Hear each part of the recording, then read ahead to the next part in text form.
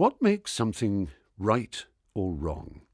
Some people believe that what is right and wrong never varies from situation to situation, and that it can be expressed in constant and unchanging commandments. They often look to religious texts or authorities to discover what they think a God wants them to do. A humanist view of morality is different. Humanists do not look to any God for rules, but think carefully for themselves about what might be the best way to live. This approach means we have always to be empathetic and think about the effects of our choices on the happiness or suffering of the people, or sometimes other animals, concerned. We have to respect the rights and wishes of those involved, trying to find the kindest course of action or the option that will do the least harm.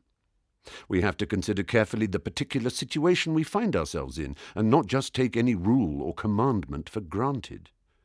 We have to weigh up the evidence we have available to us about what the probable consequences of our actions will be.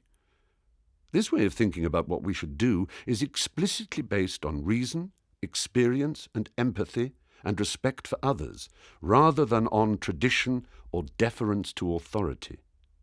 It might sound hard, but luckily most of us do it most of the time without really thinking about it. Morality is not something that comes from outside of human beings, gifted to us by an external force like a god.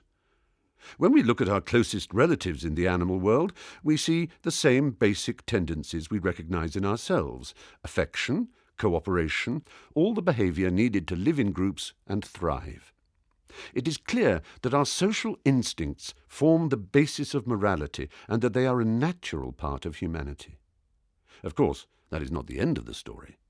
The long experience of tens of thousands of years of human beings living in communities has developed and refined our morality, and we are all the lucky inheritors of that hard work.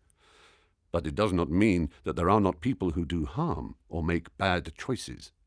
But ultimately, morality comes from us, not from any god.